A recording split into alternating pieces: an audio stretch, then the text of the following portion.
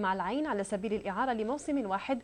وصفا الزعيم العيناوي بزعيم الأندية الإماراتية ومتمنيا أن تكون هذه الخطوة موفقة بالنسبة له. وأكد القحطاني أنه كان يتمنى الانضمام إلى نادي العين قبل 5 سنوات، غير أن الظروف لم تسمح في ذلك الحين، لكن الأمور تغيرت وهو الآن مع الفريق الإماراتي متمنيا التوفيق من الله مع العين وتحقيق النتائج الإيجابية والألقاب.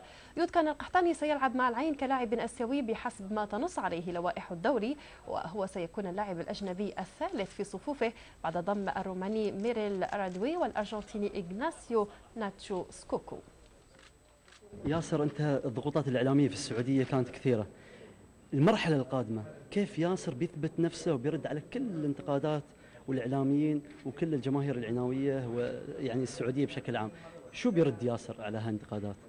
والله أنا تواجدي الآن هو مو بمبدأ إني أرد على أحد، أنا ماني بقاعد أرد على أحد ولا راح أرد على أحد، أنا بالعكس أنا جاي أعين وأعاون، وإن شاء الله إني أكون عند حسن ظن من وضع الثقة فيني إن شاء الله، وأقدر إني أقدم ولو جزء يعني لو أنال يعني رضا بشكل بسيط يعني من العناوية اللي كرموني واللي منحوني ثقة زي ما قلت لك. أتمنى إن شاء الله إني أكون عند حسن ظنهم وقدها ابدا ان شاء الله.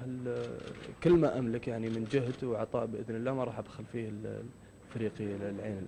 ياسر، ما في هداف خليجي يا نادي العين وسجل فوق ال10 او 15 هدف، هل ياسر بيغير النظريه كلها من الجماهير العناويه؟ باذن واحد احد ان شاء الله، يعني بدعم الموجودين كلهم سواء كان زملاء اللاعبين او حتى الدعم الاداري والفني، الجهاز الفني، والدعم الاهم اللي هو الدعم الجماهيري. يعني نادي العين معروف يعني بجماهيريته،